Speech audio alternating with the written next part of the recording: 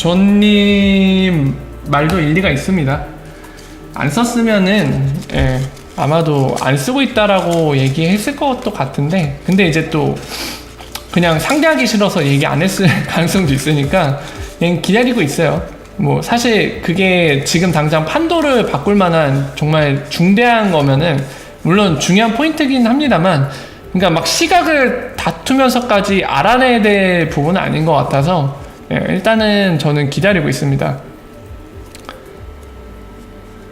젤라또 팩토리요? 구렛나루 눌러주는 별별 제품들이 다 있네요.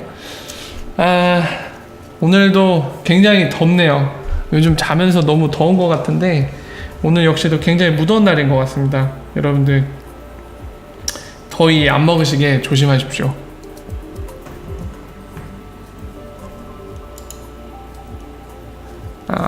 예, 가자님 어서오세요. 그것 때문에 그러겠죠? 블록의 크기의 장단점을 말씀해달라고 하시는데, 스케일 부분 때문에 그러죠? 스케일러블.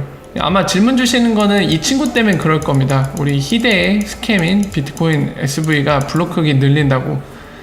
그리고 이 블록 크기를 늘려서 스케일러블 관련된, 그러니까 확장성 문제를 이걸로 해결한다고 하는데, 그래요. 열심히 해보세요.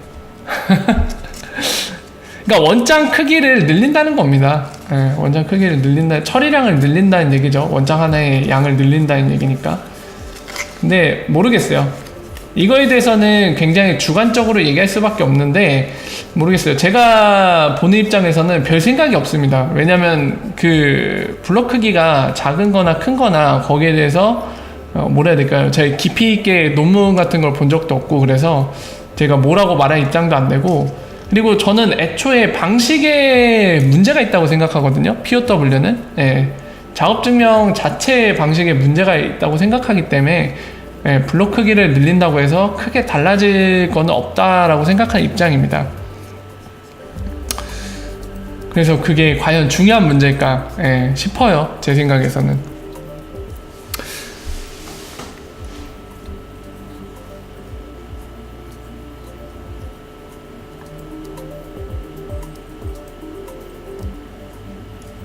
아, 그래요? 이거는 저도 어떻게 해줄 수가 없네요. 제가 구글 사면은 어떻게든 해결해 드릴 텐데요, 유나님. 모르겠어요. 그거는 제가 제 권한 밖으로 어떻게 도움을 드릴 수가 없습니다. 한번 구글이나 유튜브에 한번 문의를 넣어보세요. 왜 그럴까요? 알림이 안 가는 경우도, 혹시 그 알림 표시 종을 안 누르셨을 수도 있으니까 그걸 한번 보시는 것도 하나의 방법일 것 같네요. 보면은 채널마다 이제 알림종 눌러갖고 모든 알림이 오게끔 만들 수도 있거든요. 그래서 그 부분을 한번 체크해 보시고요. 만약에 알림이 눌러져 있는데도 지금 알림이 안 온다고 하면은 아마 유튜브에다 문의를 한번 해보셔야 될 것 같습니다. 제가 볼 때는. 자, 그래서 막간을 이용해서 또 하나 이제 다음 주에 아마 예정된 이벤트를 몇 개 말씀드리면은, 이 지금 리프사가 에피소드 드랍도 되게 딜레이 시키고 있는데 모르겠어요. 너무 딜레이 시켜갖고 원래 7월 첫째 주에 나왔어야 되거든요. 에피소드 드랍 14인가요? 이번 차례가 15인가 14인데 진작에 나왔어야 되는데 굉장히 딜레이 시키고 있어서 다음 주에 나올지 안 나올지 좀 약간 불안하긴 한데 왠지 남자의 육감? 다음 주에는 할 것 같아요. 다음 주에 할 것 같고, 그 내용 안에 저희가 기대하는 소식이 있을지도 모르겠습니다. 어쩌면요. 참고로 남자의 육감입니다. 근거 없어요, 그냥. 아무래도 딜레이 된 만큼 최대한 빨리 내놓으려고 하겠죠. 그래서 그런 정황을 미뤄봐 다음 주에는 늦었지만 내놓지 않을까, 이런 생각이고요. 그리고 마찬가지로 다음 주에 예정되어 있는 게 바로 2분기 보고서가 나올 겁니다. 지금 매 분기마다 분기가 끝나는 다음 달에 셋째 주나 넷째 주 평일날 내놓고 있죠. 그래서 아마도 달력을 열어서 보건데 그 분기 보고서는 한 이때쯤이었어요, 항상. 셋째 주 또는 넷째 주 화요일, 수요일, 목요일 이때쯤 이때쯤 항상 나왔거든요. 패턴상. 아마 이것도 다음 주, 이번 주라고 해야겠네요. 일요일 됐으니까 이번 주 중에 예정돼 있는 일정 중에 하나일 것 같습니다. 리프사가 뭐 피치 못할 사정이 있어서 딜레이 시키면 또 모르겠는데, 기존의 패턴대로 주기대로 발간을 한다면 이번 주 화수목 중에 하나가 분기보고서 나오지 않을까 생각이 되고요. 그리고 마찬가지로 리플 에피소드 드랍 또 나올 걸로 예상이 됩니다.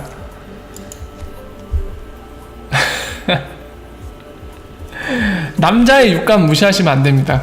남자의 육감 생각보다 맞을 때 있습니다. 한번 기대해 보세요. 하지만 역시나 틀렸다. 안 나오고 막. 남자의 육감이 근데 맞을 때도 있지 않나요? 아닌가? 저 그래도 예를 들면은 저 학생 때 시험 보면은 그 오지선다형에서 찍어도 생각보다 찍기 확률이 높았던 걸로 제가 기억을 하고 있습니다. 나름 그것도 육감을 통해서 찍는 거잖아요. 괜찮았어요, 확률이. 이거 뭐죠? 고구마인가요, 이거? 스카티님, 이거 고구마죠? 맛있겠다, 고구마. 고구마 먹고 싶다. 불길한 건 다 맞아. 맞아요. 이것도 왠지 공감이 되네요. 그러니까 좋은 거는 잘 안 맞고 불길한 건 잘 맞는 것 같은 그런 느낌이 강하게 들죠. 배고프다 갑자기. 배고파. 뭐 먹고 싶네요. 마음 같아서는 치킨 한 마리 먹고 싶은데 참아야겠죠. 저 요즘에 운동을 좀 등한시하면서 야식을 좀 먹어갖고 참아야겠죠. 다시 막 짐승이 되려고 하고 있어요. 치킨 먹고 싶다. 그러니까 이게 한번 먹기 시작하니까 다시 막 그 식욕이 폭발하더라고요. 제가 몸무게를 되게 충격받았어요. 저 최근에 라면이요? 라면 먹으면 열량 장난 아니지 않나요? 먹으면 골로 갈 것 같은데. 일단은 이제 질문 주신 거 있으니까 이거부터 보고선 얘기를 해보죠. 리플이 퍼블릭 블록체인인데 퍼블릭은 너무 공개돼서 은행에서 그냥 사용하기엔 좀 그렇잖아요. 혹시 이거 관련해서 참고할 영상이 있을까요? 질문 주셨는데, 리프사가 이거에 대해서 직접 설명한 영상은 제가 못 봤던 것 같고요. 글로도 이거를 풀이해서 설명한 거는 본 적이 없는 것 같아요. 다만 이제 존님도 알고 계시겠지만 엑스라피드를 보면은 궁금하신 부분 이미 알고 계실지도 모르겠지만 얘기가 나온 김에 그냥 한 번만 얘기할게요.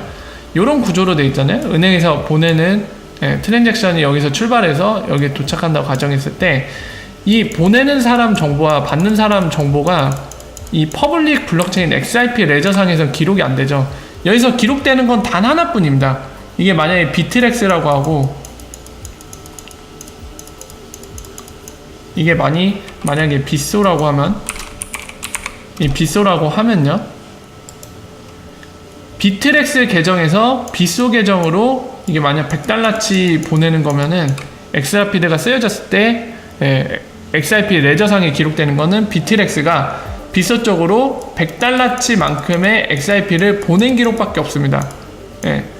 엑스라피드의 특징이 여러 가지 있는데 가장 리프사가 강조하는 특징이 그거잖아요. XRP를 직접 보유하지 않아도 이걸로 세르먼트 할 수 있다는 걸 장점으로 뽑습니다.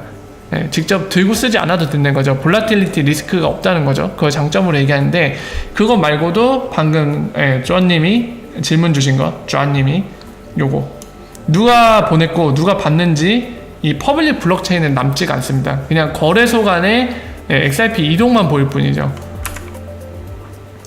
그래서 이런 식으로 커버가 되는 거죠. 궁금하신 거는. 근데 이거를 리프사가 설명하거나 또는 이제 뭐 글로써 데이비드 슈왈츠라든가 SNS 많이 하는 직원들이 설명한 거는 제가 못 본 것 같아요. 있지만은 제가 뭐 못 봤을 수도 있고요.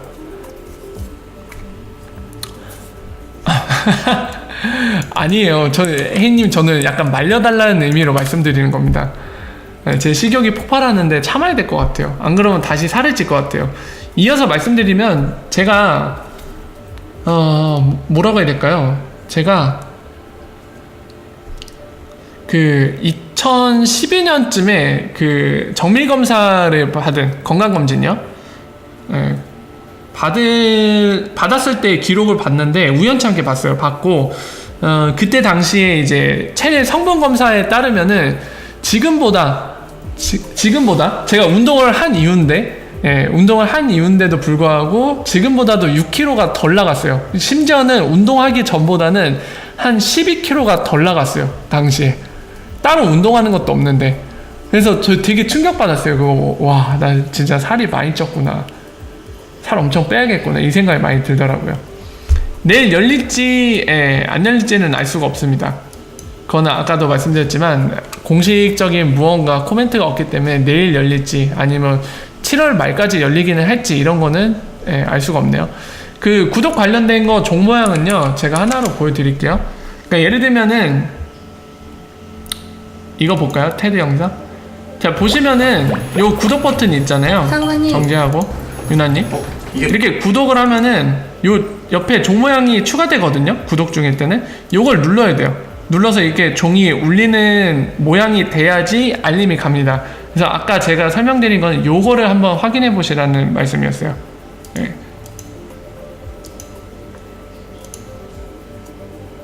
아제살 맞아요. 아제살.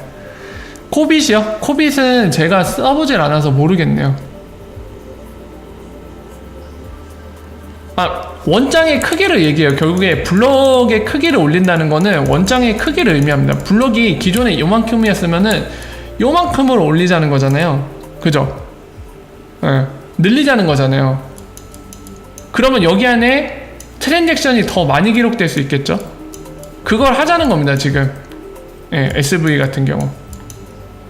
그러면은 블록 하나 생성될 때마다 트랜잭션을 많이 검증할 수 있잖아요. 작업증명이라는 게 이 블록 하나를 검증하는 거잖아요. 해시 연산 해갖고. 근데 기존에는 요만큼밖에 안 들어가면 한 블록 생성될 때마다 요거밖에 검증 못 하는데 지금 이만큼이나 집어넣을 수 있게 블록 크기 늘려버리면은 검증을 훨씬 많이 할 수 있잖아요. 한 방에. 당연히 처리량이 늘어나겠죠. 그걸 하자는 겁니다, 지금. 근데 저는 이 기본적인 컨셉과 개요는 알고 있는데 제 개인적인 생각은 솔직히 있어요. 하지만 여러분들께 밝히기도 뭐한 게 제가 이 블록체인 크기에 따라서 변화하는 여러 가지 전문적인 깊이 있는 그런 논문을 봤으면은 그런 거 이제 예시를 다 들면서 어떠한 장단점이 있고 이걸 깊이 있게, 그러니까 일반인들이 모르는 그런 걸 설명드리면서 제 개인적인 생각은 이렇습니다 말씀드리면서 좀 여러분들 생각을 정리하는 데 도움을 드릴 텐데 제가 저런 거 관련된 논문은 안 봤단 말이에요. 블록 크기 관련된 거는. 그래서 저기에 대해서는 되게 전문적인 지식이 있지 않는 상태입니다. 개요만 알고 있는 거죠. 물론 이제 사실 이 블록체인 세계에서 유튜브 방송한다는 분들 중에 이런 블록체인 기술 자체 설명하는 분들도 없긴 한데 어쨌든 그런 분들보다는 제가 월등히 알지만 그렇다고 해서 제가 또 이런 기술적인 디테일한 걸 모르는 상태에서 아는 척 하면서 얘기하기 민망하다는 거죠. 모르는데 또 아는 척 하는 거는 저는 되게 싫어해요. 그래서 일단은 말씀을 못 드린 부분이 있고요. 하지만은 제 커다란 맥락에서는 이제 작업 증명 자체의 컨센서스가 잘못됐다고 보는 입장이기 때문에 저런 거를 늘리나 늘리지 않나 큰 의미가 없다는 거죠. 컨센서스 자체를 바꾸지 않는다면 그게 그거다 라는 의미로 아까 그렇게 설명을 드린 거예요. 기본적으로 뿌리가 잘못됐다 그렇게 보는 입장인 거죠. 저는 코빗은 모르겠어요. 제가 거래소 월아 어서 오십시오. 반갑습니다. 갈매기살 맛있어요. 고기 먹고 싶다. 소라님이 질문 주신 코빗은 제가 잘 모르겠어요. 거래소는 제가 업비트밖에 모릅니다. 써본 게 업비트밖에 없어요. 코인원이랑. 저는 빗썸도 안 써봤어요. 그래서 이 거래소 신뢰할 수 있을까요? 이 거래소 못 믿을 거래소인가요? 이렇게 질문 주시면은 제가 답변 드리기 좀 어려운 점이 있습니다.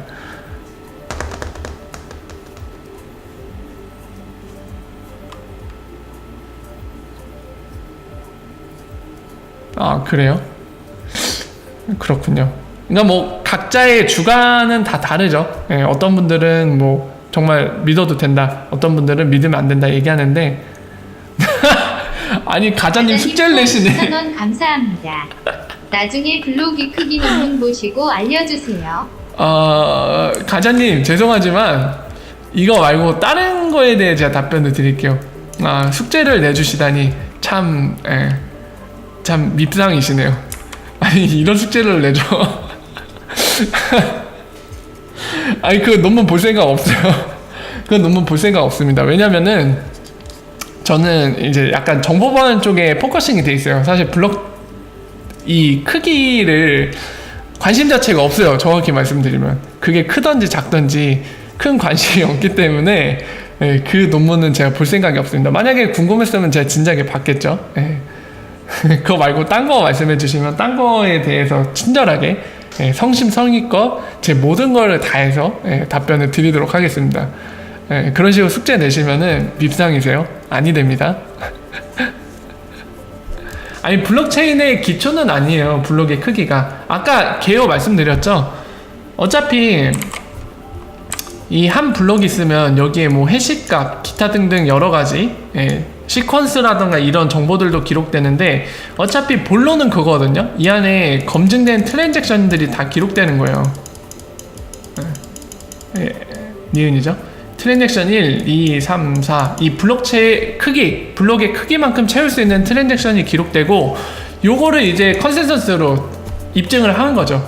밸리드 하다는 거, 맞는 트랜잭션이란 걸. 그건데 아까 말씀드렸지만 이거 크기를 늘리겠다는 거는 이 안에 트랜잭션을 더 많이 넣어갖고 처리량을 올리겠다는 얘기입니다.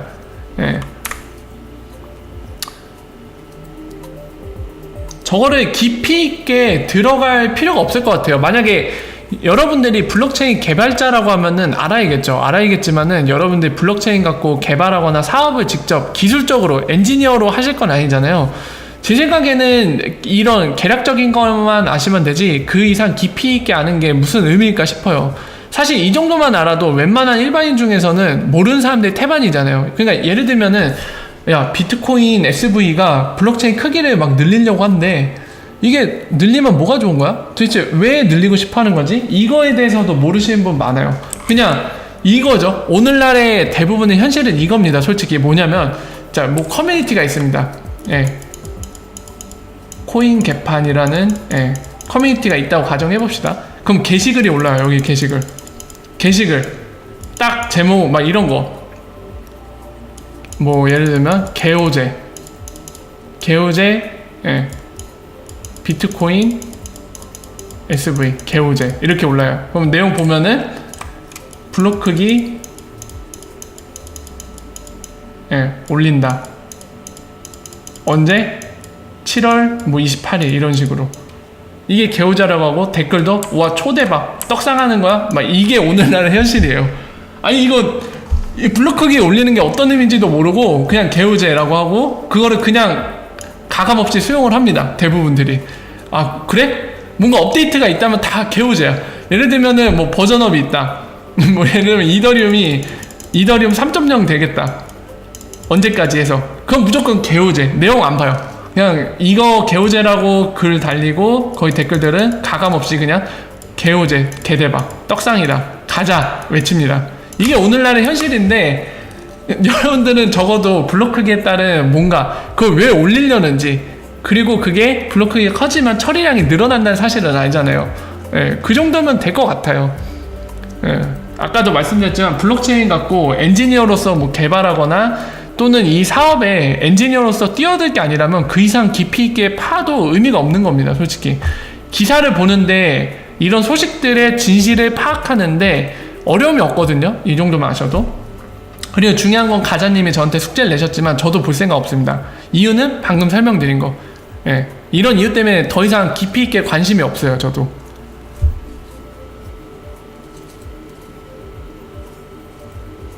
아, 유나님은 알림이 안 가서 되게 불편하신가 보네요.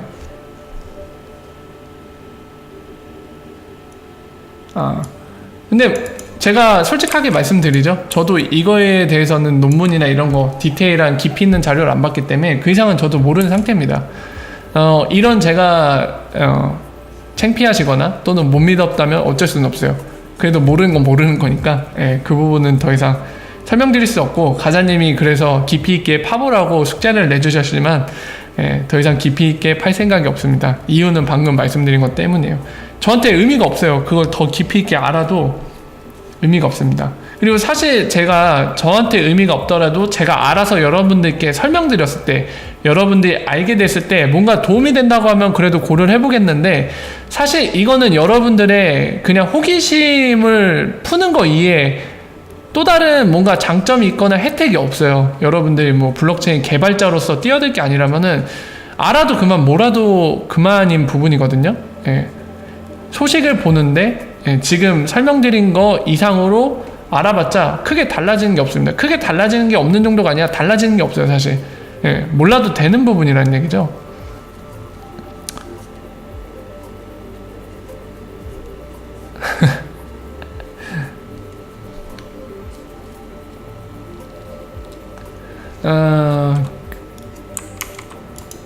아니에요. 이거는 삼성전자, 그러니까 삼성과 리프사가 직접적인 계약 관계가 아니기 때문에, 그냥 리프사의 고객인 센트비가 이 삼성페이 플랫폼 안에서 딱 2개만 해외 송금 서비스를 제공하는 파트너가 있는데, 그 중에 하나 센트비라는 사실이 좋은 걸로 그냥 받아들이시면 됩니다. 지금 상황은.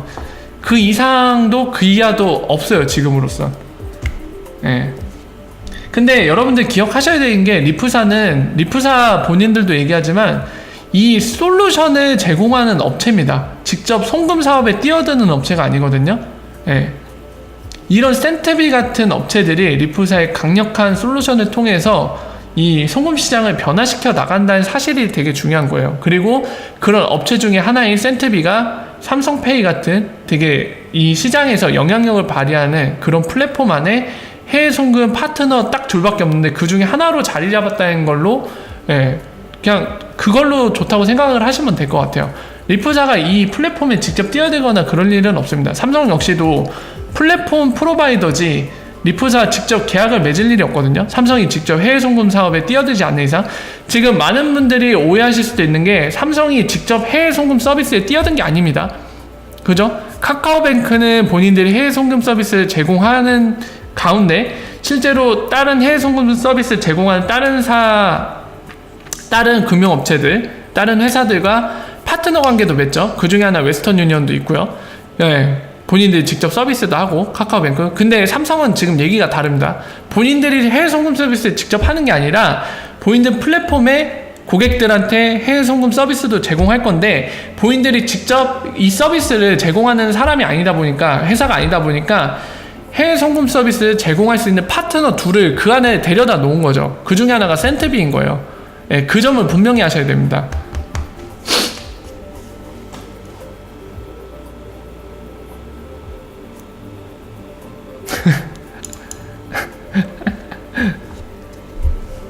코인 공부할 때 중요한 거는, 제가 설명드리고 있는 부분이죠. 그러니까 여러분들이 기술적으로 깊이 있게 들어가실 필요는 없어요. 예를 들면은 제가 하나 예를 들게요. 여러분들이 예를 하나 드리겠습니다. XRP에 관련된 거 예를 드릴게요. 여기에 약간 변한 것 같은데 이거? 약간 추가된 것 같은데 느낌이? 네, 컨센서스.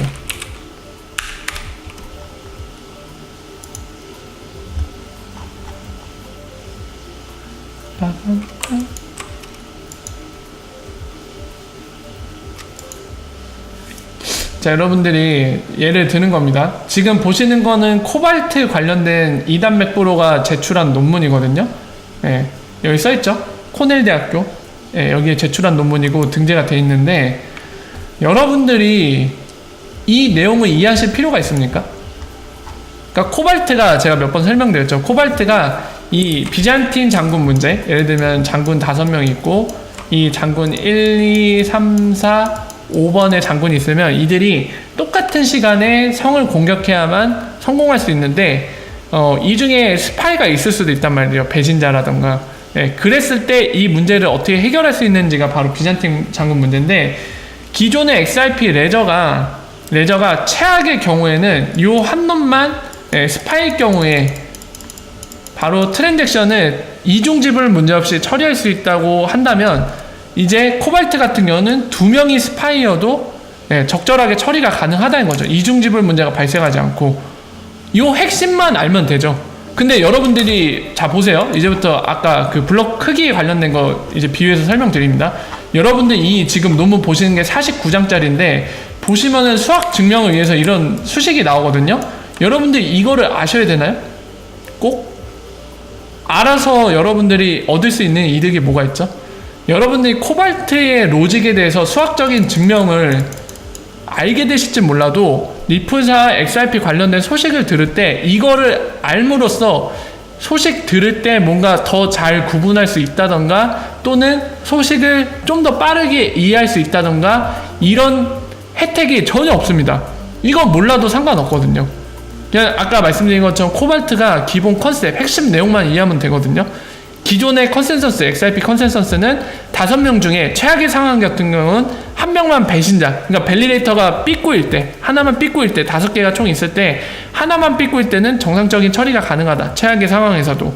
근데 코발트가 적용되면 밸리데이터 총 5개 있을 때 이 중에 2개가 바보고 나쁜 밸리데이터다. 의도적으로 XRP를 망하게 하려고 꼬장을 부리는 밸리데이터다. 이럴지라도 정상적인 처리가 된다. 트랜잭션이. 이것만 알면 되죠. 핵심이. 그걸 목표로 만든 거거든요. 근데 그걸 목표로 만들 때 이게 그런 목표에 맞게 작동하는지를 지금 수학적으로 증명하는 과정이 지금 무려 49장에 걸쳐서 이렇게 수학적인 증명을 이어가고 있는 거죠. 보시는 것처럼. 근데 이 내용을 다 이해할 필요 있나요? 지금 블록 크기 관련된 것도 그와 동일합니다. 저도 블록 크기, 이거는 사실 정보방 관련된 거라 저는 봐야 되기 때문에 보고 있는 거고 논문을 쓰려고. 하지만 블록 크기는 저랑 상관이 없거든요.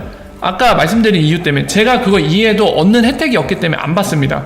그리고 또 하나, 제가 얻는 혜택이 없더라도 여러분들한테 제가 이거를 이해함으로써 여러분들한테 설명을 줬을 때 블록 크기를 여러분들이 얻는 혜택이 있다면 제가 동기부여가 되니까 한번 보겠어요. 근데 그것도 아니기 때문에 안 보는 거예요. 애초에 아무 의미가 없거든요.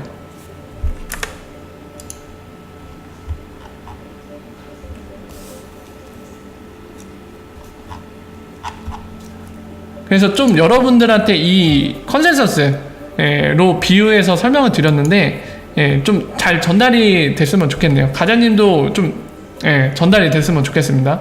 이 숙제는 그래서 이해가 되셨다면 안 하는 걸로.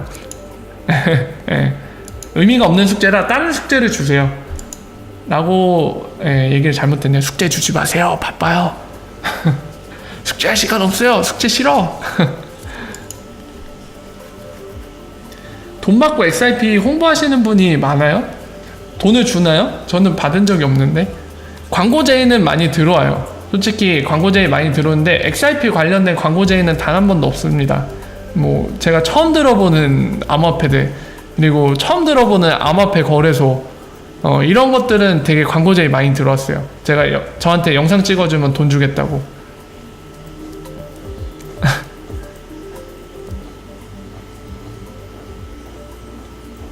근데 XRP 홍보한다고 돈 주는 곳이 있나요?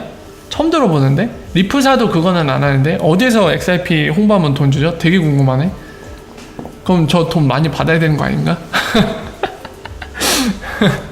코인원이요? 코인원 저한테 제의를 할까요? 안 할 것 같아요.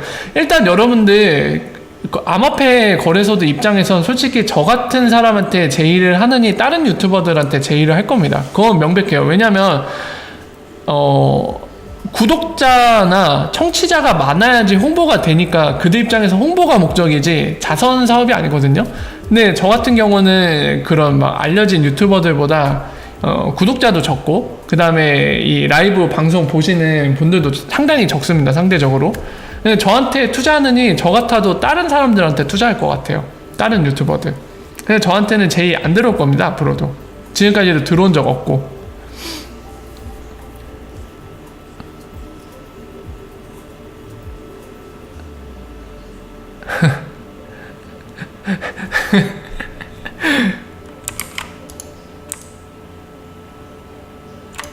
이거 뭐 가능성만 따지면 수아님이 질문 주신 거 가능은 해요. 한번 볼게요. 여러분들 중에 궁금하신 분들이 계실 것 같아서 한번 보겠습니다. 수아빌님 얘기하시는 거는 리플사에서 XRP 하드포크로 XRP와 유사한 코인을 새로 만들고 엑스라피드 등에서 사용 가능하게 하여 사용 목적이 비슷한 코인 수량을 증가시킬 수도 있나요? 라고 했는데 못할 거 없죠. 심지어 저도 할 수 있는 건데요. 뭐 제가 XRP가 오픈소스이기 때문에 저도 할 수 있어요. XRP FV 팩토리 비전이란 걸 만들어 갖고 똑같이 완전 구성해갖고 제 화이트 페이퍼도 자 뭐 예를 들어서 이렇게 할까요? 완전 아류작으로 하죠. 엑스라피드 FV 진정한 이게 바로 진정한 XRP다 하면서 엑스라피드 팩토리 비전 해갖고 완전 이름만 바꿔서 똑같이 할 수 있죠. 왜냐면 작동하는 로직도 다 알고 있는데 물론 이제 디테일한 기술적인 코드는 공개가 안 돼 있습니다. 엑스라피드 같은 경우 그러니까 리프사만의 노하우가 들어가 있을 가능성이 되게 높아요. 하지만 기본적인 컨셉을 알기 때문에 유사하게 구현은 가능하겠죠. 그래서 뭐 이런 식으로 할 수도 있겠죠. 근데 이거를 이제 그런 생각을 해봐야 돼요. 리프사가 굳이 오늘날 XRP 레저를 이렇게 생태계를 잘 구성했잖아요. 밸리데이터들도 많이 늘려놓고 이걸로 지금 사업을 실제로 엑스라피드 하고 있습니다. 근데 지금 이 상태에서 하드포크를 본인들이 만든다? 완전 삽질이죠. 그럴 이유가 하나도 없죠. 네. 오늘날까지 몇 년 동안 노력해갖고 엑스커런트로 페이먼트 리얼타임 페이먼트 솔루션 이제 300개 고객을 향해 달려가고 있고 그 중에는 엑스라피드 솔루션을 쓰는 금융기관 20개가 넘었습니다. 그러니까 XRP를 이제 송금으로 쓰고 있는데 브릿지에서요. 근데 이렇게 해놓고 지금 하드포크하고 XRP 갖다 버리고 새로 다른 걸로 한다? 그럴 이유가 있나요? 지금까지 노력한 게 물거품이 되는데 그럴 이유는 없어 보이죠? 아무리 봐도. FV ICO 언제 하냐고요? 언제 나오냐? 언제 ICO 하냐 얘기 나왔는데 여러분들 제가 철컹철컹 하기를 바라십니까? 제가 그런 거 했다가는 철컹철컹 신세죠. 한국에서는 불가능한 일입니다. 그리고 할 생각도 없어요. 제가 무슨 사업 비전이 있다고 그걸 진짜로 만들어요. 그런 일은 없을 것 같습니다. 김명희님 워라 어서오세요. 코인을 만드는 게 아니라 이거는 이제 스튜어드님 말씀하신 것까지 이제 방금 얘기했던 건 연장선이기 때문에 짚고 넘어가겠습니다. 스튜어드님이 XRP 원장 기반으로 코인 만들 수 있다고 했는데 그 코인 만들 수 있다는 거에 좀 디테일을 가미해서 말씀을 드릴게요. 코인을 만드는 게 아니라 IOU를 만드는 거예요. 수표. 코인이 아니라 수표입니다. XRP 레저상에서는 XRP만이 유일하게 오리지널 네이티브 에셋입니다. 다른 거는 다 수표 개념이에요. 수표. 이 안에 BTC도 발행할 수 있고 뭐 이더리움도 발행할 수 있고요. XRP 레저상에서. 그리고 그 밖에 달러, 법정화폐들 다 만들 수 있는데 문제는 이게 네이티브가 아니라 수표 형태입니다. 수표. 발행자의 그 채권, 채무관계가 형성돼 일종의 채권이라고 보시면 돼요. 그거를 보유한 사람이 나중에 요구할 수 있어요. 이거 이제 실제 네가 수표적으로 발행한 IO인데 돌려달라. 그게 정확한 겁니다. 코인을 만드는 것보다는 수표를 만드는 거죠. 수표.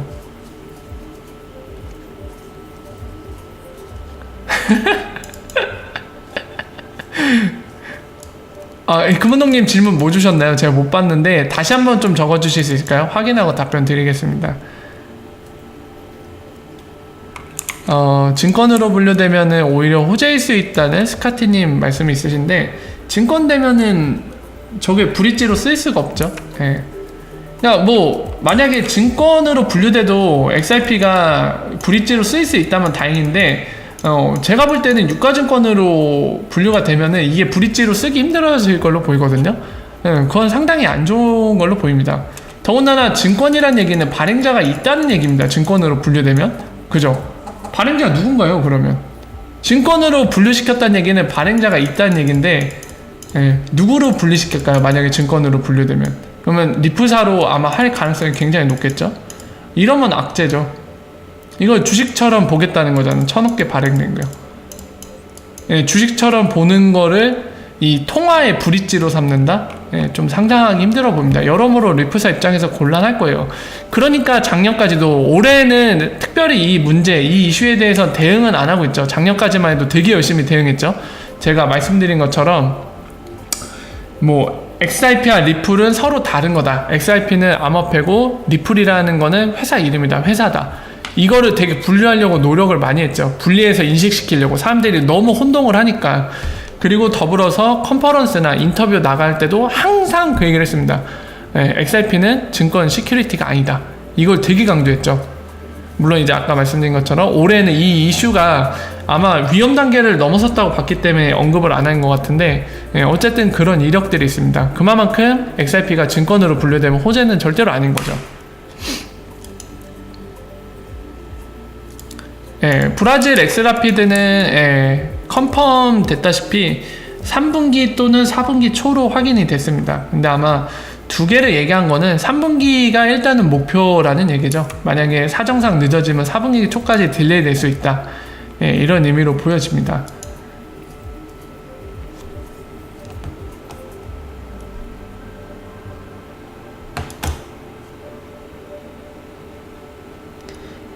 아마 브라질과 일본이 오픈되면 상당히 사용량이 증가할 거예요. 일본 입장에서도 굉장히 써야 될 이유가 있기 때문에.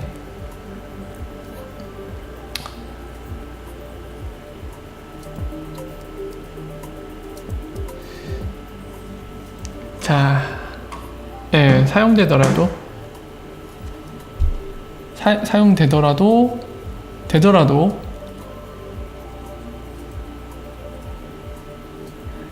대량은 아닐 거는 분명하죠. 페알님이 얘기 꺼내셨으니까 말씀을 드릴게요.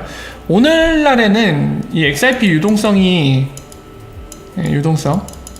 여러분들한테 체감하기 좋은 비유로 하면은 거래소에 있는 오더북을 보시면 된다고 했죠. 이게 보면은 오더북 쌓인 거 보면은 전체를 보시면 안 됩니다. 이렇게 경계선, 이게 시장 가격이라고 하고 가운데가, 그럼 이쪽에는 사는 주문 걸려 있고 파는 주문 걸려 있는데, 엑스라피드는 이 스프레드라고 불러요. 이 간격을. 그래서 최전방에 있는 요 친구들과 요 친구들을 이용하는 게 바로 엑스라피드거든요. 그래서 여기에 쌓여있는 오더북의 두께, 그 수량 곱하기 금액을 한 총량을 보시면 되는데, 이 오더북이 얇습니다. 그러니까 이것 때문에 이 시장을 좀 더 규모 있게 형성해 나가려고 리플사가 처음에 손을 댄 게, 이 작은 유동성으로도 처리할 수 있는, 처리 가능한 그런 시장을 처음 타겟팅한 거죠. 포스트로. 어디죠? 바로 레미턴스입니다. 개인들이 송금하는 거는 저 적은 유동성으로도 브릿지에서 처리가 가능하기 때문에 이 영역을 먼저 손을 댄 겁니다. 이런 맥락이 있기 때문에 브라질과 일본이 오픈되더라도 뭐 마음 같아서는 막 수출입, 트레이드 파이낸스, 막 기업들이 수출하고 수입할 때 대금으로 처리하는 게 막 몇백억까지도 되죠. 경우에 따라서 몇천억까지 갈 수도 있고요. 그런 큰 금액을 한 번에 처리하면 좋겠지만, 그리고 외환시장의 그 어마어마한 거래, 이런 것들 처리하면 좋겠지만 그만한 유동성이 없습니다. 지금은.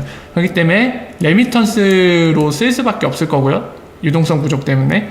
당연히 유동성 부족으로 레미턴스에 쓰인다면 그 개인들이 보내는 송금, 그 정도기 때문에 대량은 당연히 아닐 걸로 보입니다. 아직 시간이 필요해요. 유동성이 더 늘어나야 돼요. 그래서 유동성이 늘어났는지를 보려면 엑스라피드 파트너 거래소들의 이 오더북을 체크하면 된다고 말씀을 드렸죠. 그리고 그런 유동성이 확보됐을 때, 그때부터 이제 은행들도 참여를 하는 은행들이 있을 겁니다. 왜냐면 그때는 엑스라피드 쓰면은 실제로 은행들이 처리하는 이 무역 수출입 대금 있죠. 그게 처리가 가능하기 때문에 은행들 입장에서도 동기부여가 되는 거죠. 여러 가지 복합적인 것들이 얽혀 있습니다.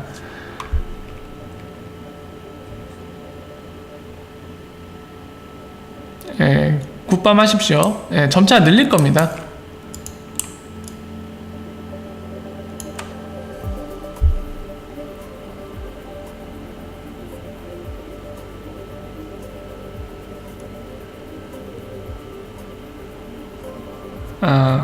금운동님 질문사항도 되게 여러분들 궁금해하시는 내용 중에 하나 같아서 같이 보겠습니다. 샌드프랜드에서 미국 내에서 엑스라피드 구간이 생긴다고 하던데요. 지금도 사용하는 거 맞죠? 질문은 각 주마다 라이센스를 받아 사용이 가능한 건가요? 미국 전역에서 엑스라피드 사용이 가능하다면 리플렛에 가입된 대형은행들이 곧 사용하지 않을까 싶어서요 라는 질문 주셨는데요. 첫 번째, 요 질문, 각 주마다 라이센스를 받아야 사용이 가능한 건가요? 질문 주셨는데, 제가 미국 전역 뉴욕에 있는 그 각 주의 법이, 그러니까 주리스딕션이라고 제가 많이 말씀을 드렸죠. 그 관할법이 어떻게 됐는지 모릅니다. 모르기 때문에 제가 저기에 대해서는 케이스별로 어떤 주는 지금 어떤 법에 어떤 라이센스에 의해 관리되고 있고 어떤 주는 그런 게 없는 상황이다, 이렇게 디테일한 말씀을 드리기가 좀 어려운 점이 있어요. 다만 이제 뉴욕 같은 경우는 리프사도 알겠지만 뭐 비트 라이센스 막 이런 거 얘기 나오죠. 예, 그래서 실제로 엑스라피드 파트너 거래소인 비트렉스가 두들겨 맞은 적이 있습니다. 예, 뉴욕주에서 비트 라이센스 뭐 취소한다 이런 실랑이도 벌였었죠. 근데 반대로 비트 스탬프는 뉴욕에 비트 라이센스를 받았습니다. 엇비슷한 시기에 그런 일이 있었죠. 그래서 이 일련들의 사건을 볼 때 아마 비트 라이센스는 뉴욕주에서만큼은 영향을 미칠 걸로 보입니다. 엑스라피드 파트너 거래소도 그렇고 관련된 금융기관까지 적용이 될지 모르겠는데, 아무튼 지금 관련해서 말씀드리면 뉴욕에는 그런 라이센스가 있다. 근데 문제는 타주에는 얘기를 들어본 적이 없어요, 제가. 그래서 있는지 없는지도 모르겠고, 이게 또 관건은 뭐냐면 실제로 엑스라피드를 쓰려고 하는 금융기관도 이런 라이센스를 받아야 되는지 여부에 대해서 확인이 되지 않습니다. 그래서 그 부분은 좀 말씀드리기 어려운 점이 있어요. 그리고 그 다음 질문 보면은 미국 전역에서 엑스라피드 사용이 가능하다면 리플렛에 가입된 대형은행들이 곧 사용하지 않을까 싶어서요. 그럴 수 있습니다. 그럴 수 있고, 아까 특허 보셨죠? 뱅크 오브 아메리카 특허를 제가 아까 설명을 드렸는데, 걔네는 이미 리얼타임 세르먼트를 이 리플렛 멤버들과 테스트하는 걸로 보입니다. 실제로 그 특허를 구현해갖고 그 실증하고 사용해 본 게 스탠다드 차리르 은행이죠. 싱가포르 달러를 선택했고요. 미국 달러를 보내서 싱가포르 달러로 리얼타임 세르먼트 하는 거, 리프사 솔루션 통해서요. 그거를 했다는 게 거기서 드러나죠. 그게 단순히 테스트 목적인지 아니면 베타같이 약간 파일럿의 의미로 실제적인 트랜잭션, 그러니까 고객들의 뭐 송금 처리라든가 이런 거를 해볼 때 썼는지까지는 알 수 없습니다. 그 부분은 안 나오니까요. 어쨌든 간에 최소한 테스트라도 그렇게 해서 실제로 성공했다는 거는 그 특허를 통해서 간접적으로 알 수 있는 사실이죠. 그래서 지금 말씀드린 것처럼 만약에 법에서 허용한다면은 이 엑스라피드 또는 엑스라피드 브릿지에서 세틀먼트 하는 거에 있어서 지금 방금 말씀드린 뱅크 오브 아메리카 같이 이게 뭔가 본인들한테 혜택과 이득이 있다고 판단하는 대형 은행들은 쓰겠죠. 당연히 돈을 더 벌기 위해서. 그럴 걸로 보입니다.